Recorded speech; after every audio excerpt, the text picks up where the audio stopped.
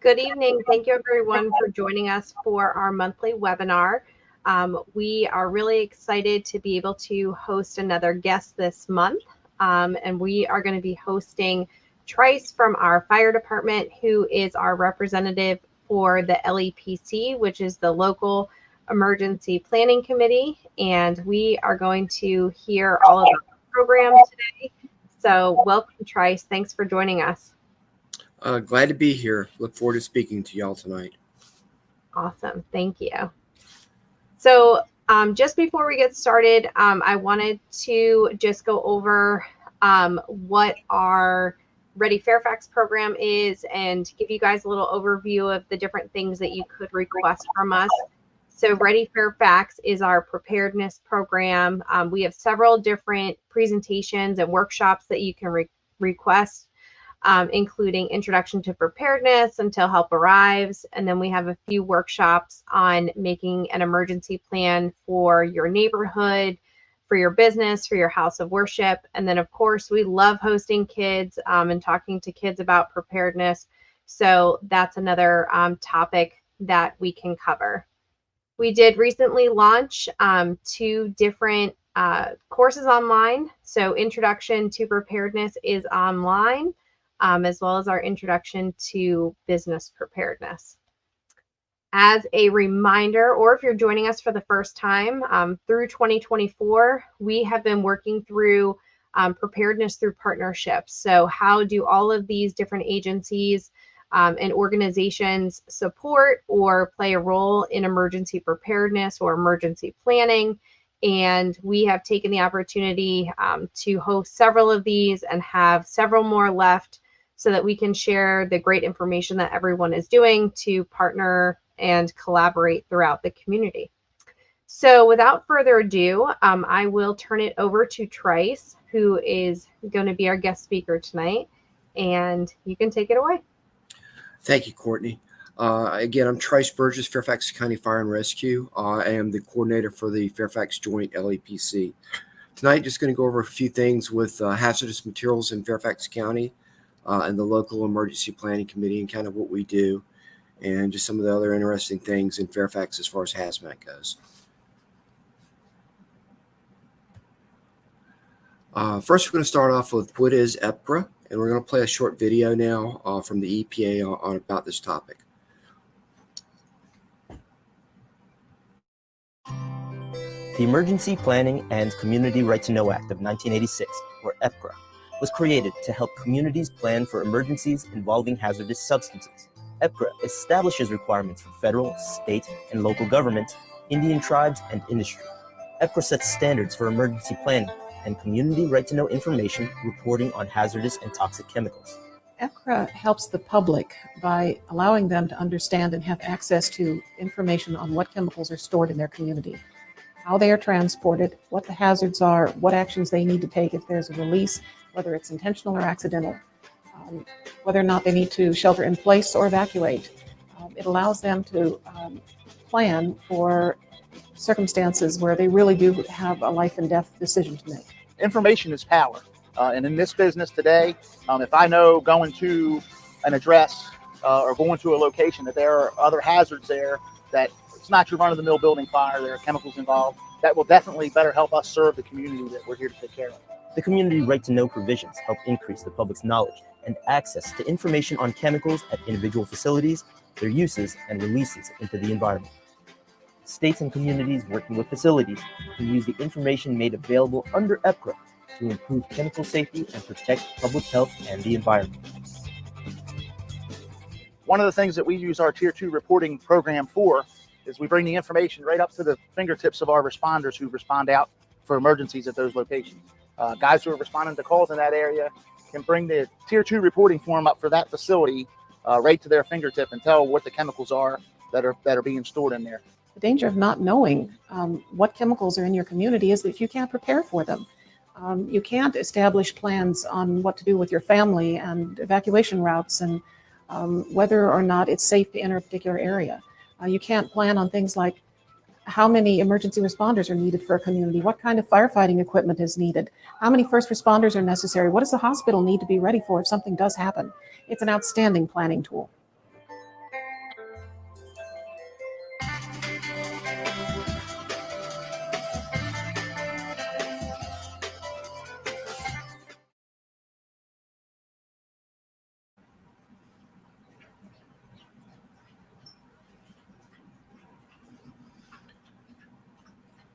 In 1986, Congress passed the Emergency Planning and Community Right to Know Act, giving all Get back Americans to the the, right to access information on slides now.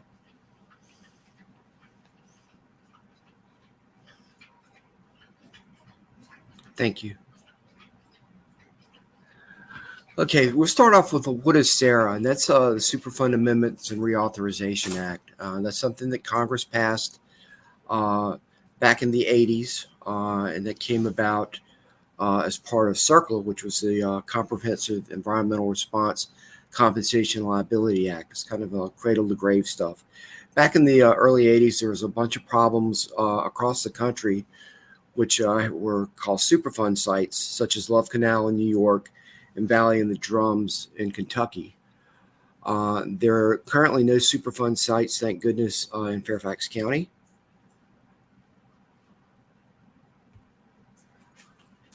Some photos of the stuff, how bad it was back in the day. There are just thousands and thousands of drums that were buried underneath the ground in Louisville, Kentucky, and also in Love Canal. The Superfund Amendments and Reauthorization Act was acted in Congress in 1986 in response to the release of chemical methyl isocyanate in Bhopal, India, where over 3,000 people were killed. The community had no idea deadly chemicals were used or stored at that particular plant. This was one of the worst industrial accidents in the world. And we're going to show a video now of the Bhopal chemical accident.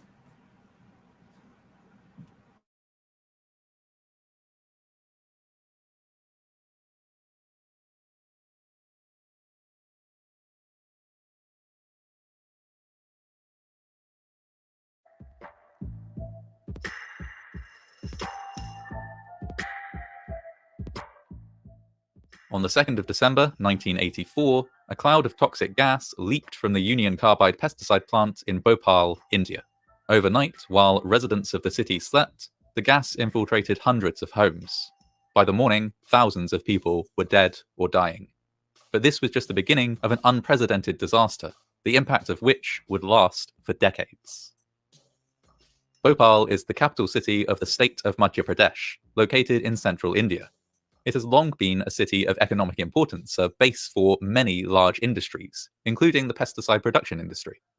In the 1960s and 1970s, in an effort to encourage investment, the government of India introduced policies which made it easier for foreign companies to operate in India.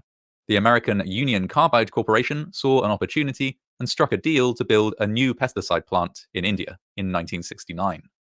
Negotiators insisted that a significant portion of the investment required for the plant came from local shareholders. This prompted the Indian government itself to take a 22% stake in the subsidiary company Union Carbide India Limited. Bhopal was the perfect location for this new government-backed plant. The city had an ideal central location and excellent transport infrastructure. These factors helped the plant to thrive. It provided jobs for hundreds of local workers and significantly improved the economy of the area. It did so well, in fact, that it was soon expanded. As well as formulating pesticides from component chemicals, it would now also manufacture some raw materials, a much more hazardous process. For several years, all was well at the plant, but towards the end of the 1970s, demand for pesticides fell dramatically. Crop failures and famines meant that farmers had less money at their disposal, and so were investing much less in pesticides. The plant in Bhopal wound down its operation until it was running at just 25% of its capacity, and efforts were made to find a buyer for the plant in operation. Budget cuts were made across the board, including a sharp reduction in routine maintenance and safety training. In 1979, local trade unions complained about leaks within the plant, and in 1981, a worker was killed after he came into contact with phosgene gas while carrying out maintenance on some pipework. A local journalist, Rajkumar Keswani, a personal friend of the worker who was killed, began investigating health and safety practices at the plant. He was appalled with what he found, and wrote several articles, including one entitled "Bhopal Sitting on Top of a Volcano." The local government were aware of falling safety standards at the plant, but were wary of burdening an already struggling enterprise with further penalties or costs. Part of their job was to keep people employed, and the Union Carbide plant was integral to the economy of the area. The decline in standards at the plant then remained unchecked. production limped on. And then, on the 2nd of December 1984, the issue came to a head in the worst possible way. At around 10 p.m, during attempts to clean some internal pipework, water was accidentally mixed with methyl isocyanate through a faulty valve. This started a runaway reaction, which generated huge amounts of heat and pressure within a tank. A refrigeration system should have helped lessen the dangerously high temperatures, but this was out of action at the time. The coolant within it had been removed for use elsewhere in the plant. As the heat and pressure continued to rise, 2 senior employees noted unusually high readings, but in both cases put them down to malfunctioning instruments. Such malfunctions were common occurrences at the plant. By 11 p.m, the pressure in the tank had risen from 2 psi to 10 psi, and by 11:30 p.m, workers had started to experience symptoms consistent with exposure to the chemical methyl isocyanate. Alarmed, they started to look for a leak. At 11:45 p.m, a leak was found, but the decision was made to address it after an employee tea break at 12:15 a.m. In the meantime, workers on duty continued to search for other leaks. 5 minutes after the tea break had finished, at 12:40 a.m, the pressure in the tank had reached 40 psi. A concrete slab above the tank cracked from the pressure, and an emergency valve burst open. A loud rumbling was heard throughout the plant as toxic methyl isocyanate was released directly into the atmosphere. This gas should have been partly neutralized by a flare tower, a safety device that would burn off the gas as it escaped. But again, this was out of action. The gas flowed freely into the air and blew in a southeasterly direction through the city of Bhopal. An alarm within the plant was activated at 12:50 a.m, triggering 2 sirens, one internal within the plant and one external for the benefit of the residents of Bhopal. In accordance with company procedure, this external alarm was quickly shut off so as to prevent panic in the local population. At 1 a.m, the local police were informed that people were beginning to flee from the neighborhood of Chol, around 2 kilometers or 1.25 miles from the plant.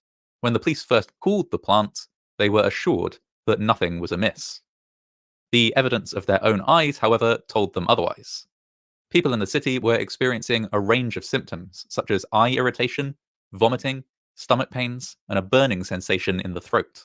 Hospitals were already overflowing with seriously ill residents. In the absence of any clear information from the plant, however, police and doctors had no idea what they were dealing with. By 2 a.m, the leak from the plant had been stopped. It was only a quarter of an hour after this that the public siren was reactivated, and a plant employee walked to the police station to inform them that there had been a leak. This warning, given more than an hour after the beginning of the accident, came too late. Within hours, the streets were littered with bodies. The horrifying effects of the gas leak were numerous. People died in their homes, or fell ill while attempting to flee the area. Hospitals were overwhelmed with more than 170,000 casualties. Animals died in their thousands, as did almost every tree and plant in the affected area. Food and medical supplies for the survivors were badly needed, but delivery drivers were afraid to enter the affected area, creating a secondary humanitarian crisis. Survivors were left with few resources, a completely overwhelmed healthcare system, and injuries that ranged from liver damage to blindness. More than 500,000 people in total were exposed to the gas, including 200,000 children. Due to the density of the gas, it was at its most potent lower to the ground, so it was children that were at the greatest risk. Around 3,800 people died in the immediate aftermath of the disaster, but this was not the end. In the weeks and months and years that followed, the gas leak continued to exert a terrible toll on the local population. Infant mortality doubled, and thousands of people experienced increased incidences of cancer and birth complications.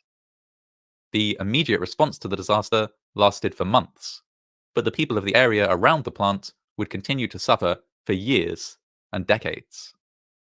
To compound their suffering, demands for compensation from Union Carbide would lead to a lengthy legal battle, one which began just a week after the catastrophe, but which continues to this day. In March 1985, the Indian government passed the Bhopal Gas Leak Act, which allowed the government to act as the sole legal representative for the victims in and outside of India. After 4 years of legal proceedings, Union Carbide accepted an out-of-court deal, in which they took responsibility for the disaster and paid $470 million in compensation to the Indian government. This amount was based on the figures of 3,000 people dead and 102,000 with permanent disabilities. Both numbers were, by most measures, huge underestimations. In terms of personal responsibility, the chairman and CEO of the Union Carbide Corporation, Warren Anderson, was arrested and then released on bail in India. He fled the country, and when he was summoned back to face charges, he did not comply. The United States also declined to extradite him. In June 2010, more than 25 years after the gas leak, 7 former Union Carbide India Limited employees were convicted of death by negligence. They were sentenced to 2 years in prison and fined the equivalent of $2,500. They were all released on bail shortly after the verdict. A strong sense of injustice remains evident in Bhopal. Even today, many hundreds of people suffer severe medical conditions as a direct result of the disaster. Just over 500,000 people have received compensation for their injuries, and just over 15,000 relatives of victims have been compensated, receiving on average just $2,200 each. Meanwhile, the site of the Bhopal plant sits abandoned in the city, leaking toxic chemicals into the environment.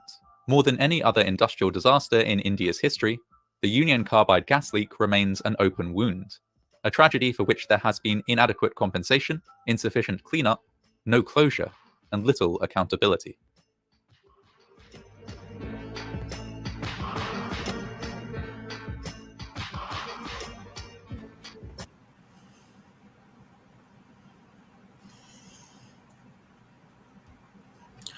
One of the reasons we showed that this is the 40th anniversary of the Bhopal incident. It'll be in December. We're just trying to reemphasize why we're here as far as the LEPC and what all got this started. So anyway, what does SARA Title III require? It creates a cooperative relationship between businesses, government, and the public to plan, to prepare for, and to manage chemical emergencies. It requires companies to annually report chemical inventories to governments, states, LEPCs, and the local fire departments.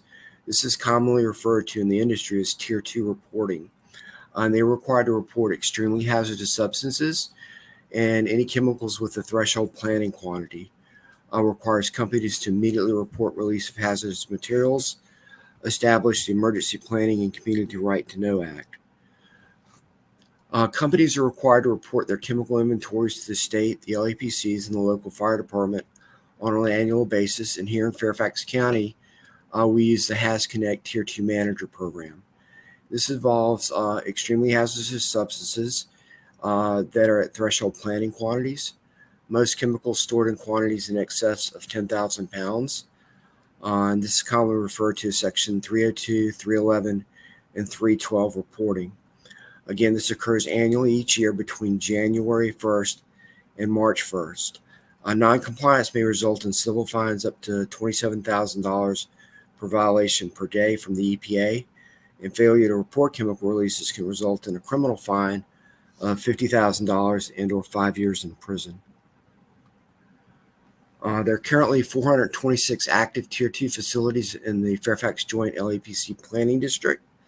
There are 159 critical hazard facilities in the system, and they're the ones that have the extremely hazardous substances. All Tier 2 facilities are in our HazConnect Tier 2 Manager Program, and this program is accessible online by the County Hazmat Team 24/7, 365 days a year. All Tier 2 facilities are also manually entered into our county's First Due Size Up application to let first responders know of the hazards present at the location at the time they're dispatched to an incident at that address.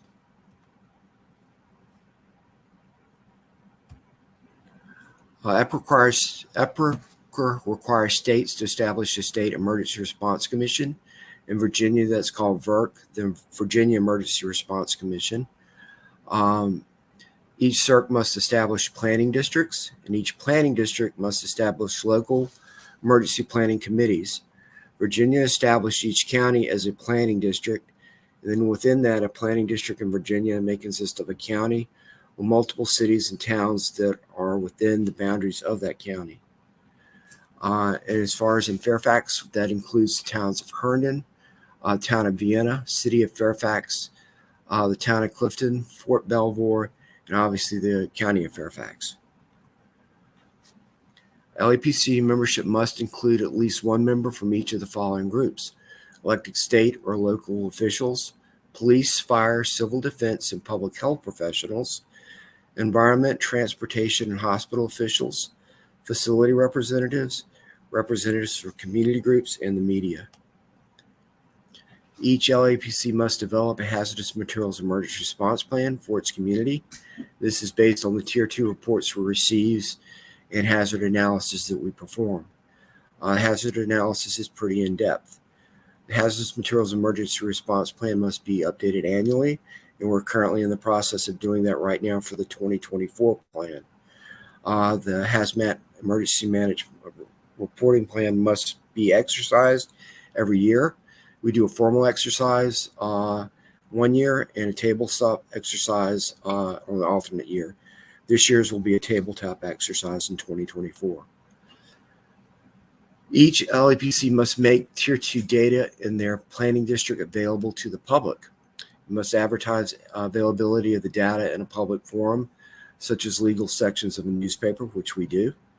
Each LEPC must establish procedures to request the information, and those requesting information must prove in Fairfax County or for the Fairfax Joint LEPC that they live or work in the planning districts or are a member of the media.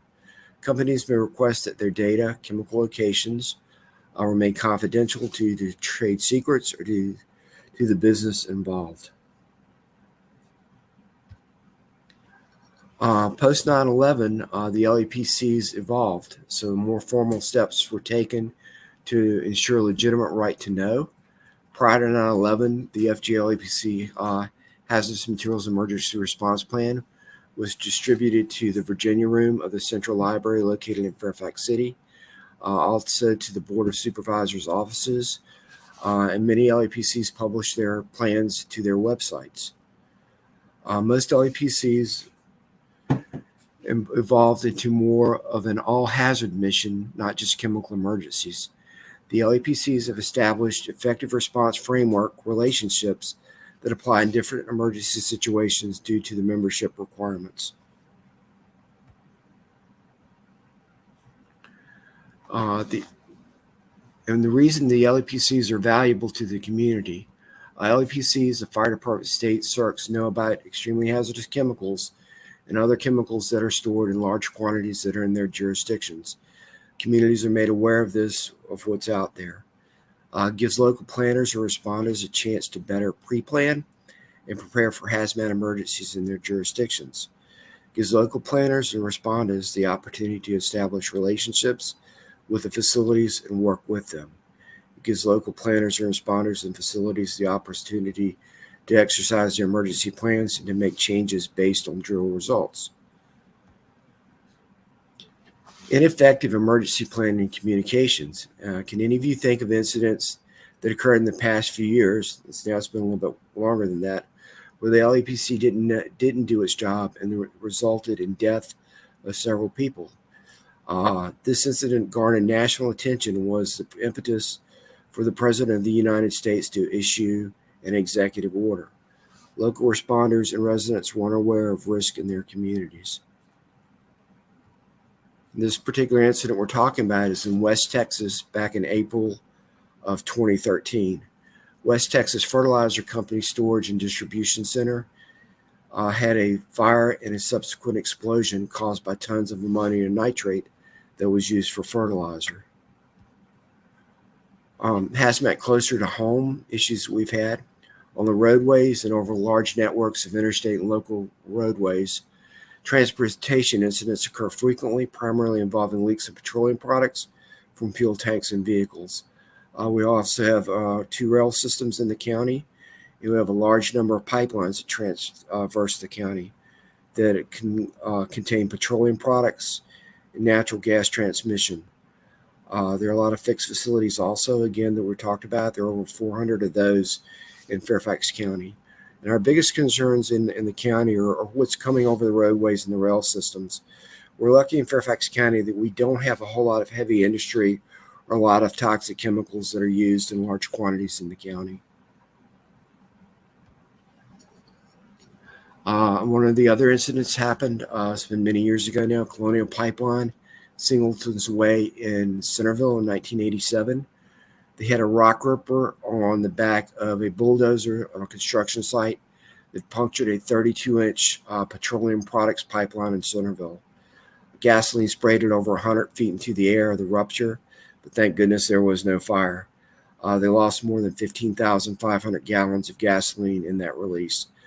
13 of the emergency responders personnel suffered from exposure to those gasoline fumes. Another big incident we had in the county, and that's still actually ongoing, is the Fairfax City Petroleum Tank Farm. This incident happened in 1990. Approximately 7 feet of petroleum product was discovered in a private water well located at the county line across from Fairfax City after a woman reported the smell of gasoline in a creek while walking her dog. One of the tank farm companies was later found to be responsible for the spill, which required them to purchase 91 residential homes in the Mantua subdivision, again, just east of Fairfax City. Personnel within the Fire Marshal's office and to this day continue to monitor the site, and we estimate there was over 4 million gallons of petroleum product that had leaked out of this particular tank farm. In March of 1993, another major pipeline incident in the county. Calls came into 911 reporting water main break in front of Reston Hospital. The water turned out to really be fuel oil, and they lost 400,000 gallons of number 2 fuel oil out of a 36-inch pipeline under pressure. And that water actually entered into Sugarland Run and got into the Potomac River. And they had oil sheen downstream over 50 miles from this particular incident. Another major incident that shut down pretty much the north-south corridor on the eastern United States. We had a dispatch for an overturned tractor trailer that contained 40,000 pounds of granulated black powder. They ended up shutting down I-95, I-495, and I-395 in all directions for over 18 hours. So that really caused a mess around here. Thank goodness it did not explode. Again, another pipeline incident in the county in September of 2015 in Centerville again. A strong odor of gasoline reported on Multiplex Drive. The estimated 7,000 gallons of gasoline had leaked out of a very small fracture in that particular pipeline. Cleanup has taken months to do, but they've pretty much taken care of and gotten that one all cleaned up now. Colonial Pipeline reimbursed all localities for the response calls for that incident. And if you ever run into an incident with hazmat or have questions about the LEPC, if you see a hazmat incident or spill or legal dumping, please call 911. For non-emergency events for Fairfax County, please call the Fire Marshal's office at this number, 703-246-4386, or our Emergency Operations Center after hours is 703-691-2131. If you'd like to reach me or the LEPC and know more about the Community Right to Know Act, you can reach me at 703-246-3997. And we also have a website for the LEPC, which is www.lepcfairfax.org. And we actually have meetings virtually every month on the second Thursday of each month of those months at 10 o'clock. If you'd like to be part of that, just reach out to me and I'd be glad to hook you up with the meetings. And we're going to show now the Fairfax Shelter in Place video.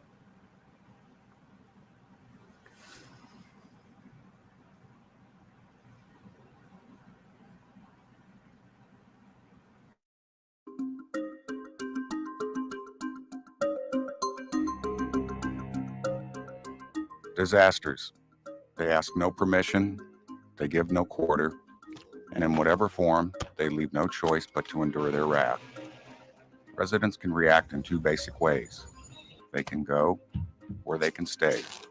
Shelter in place is where we ask residents to stay where they are inside.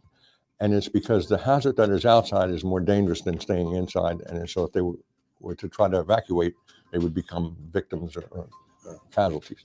So we ask people to shelter in place, lock your doors, stay inside. When a shelter-in-place order is issued, it means time is of the essence. It means it is critical that you act and that you act fast. A lot of people's instinct will be to leave and get away as far as you can. However, if it's something of a chemical, biological type event, it's going to be very quickly upon you. If you're in your car and you're very close to your home or your business, go there immediately. If there's another public building nearby, go there. But if it's something that's going to take a long time to get to because of traffic or whatever case may be, then you need to pull off the side of the road and just write it out. Shelter-in-place originated as an emergency response to the uncontrolled release of airborne contaminants. But in recent years, shelter-in-place has expanded in application, taking on an all-hazards role. Those hazards range from natural disasters such as tornadoes, severe thunderstorms, or industrial hazards. We have a chemical spill, and we have a tank farm on one area of the city that if something bad were to happen there, it could create a potential hazard. And then there, of course, is terrorism and active shooters and all the things that we see in the news here lately. We're all hazards emergency management. So we look at the big picture, we look at all the different hazards that are possible, and then we bring everything under one process. Shelter-in-place means hunker down, pronto. It means simply seal yourself in a room with supplies and wait for further instruction. Well, any government facility can be used as a shelter-in-place. Any public building, really any store or any facility can give you some protection better than what you would have standing outside. Fairfax County recommends every household have an emergency supply kit, complete with duct tape, flashlight, clothes, medication, food, water, and other supplies.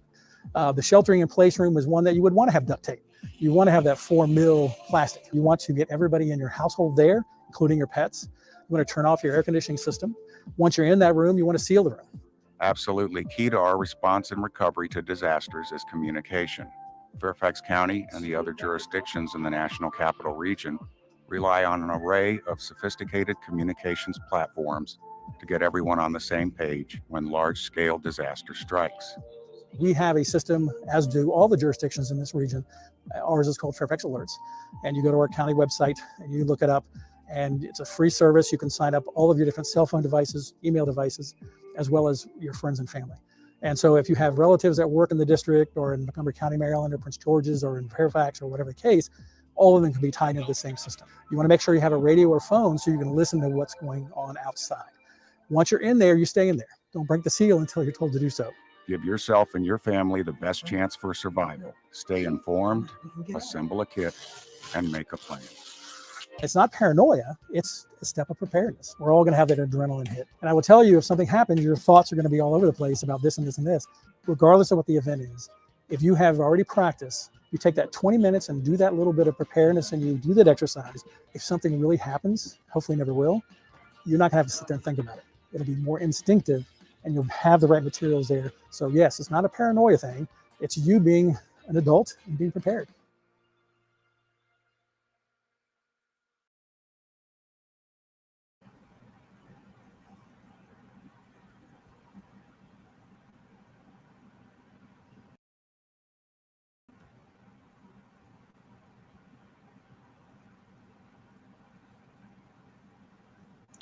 Okay, if we can bring the slides back up.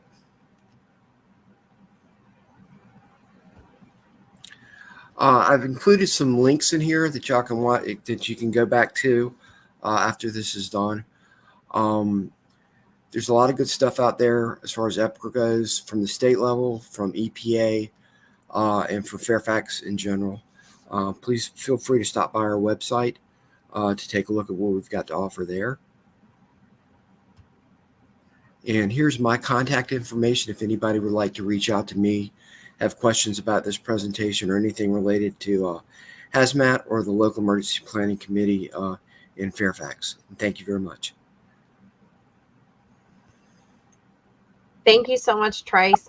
I think one of the things that I did want to highlight that you mentioned before is Community Connect. And Community Connect is a great tool that our residents can actually sign up for. So you can go in and put in information about your house, who lives there, your pets, any important information that we would need to know that would aid first responders when they are actually responding to your specific location. So thanks again for highlighting that. And it really is a great tool, and we're really trying to get not only homeowners, but also businesses and houses of worship to sign up for that. So the more information that we can get to those responders, the better it is. That's great. That's part of our size up application that we have on all of our fire apparatus. So when they respond out to incidents, they have that information right in front of them.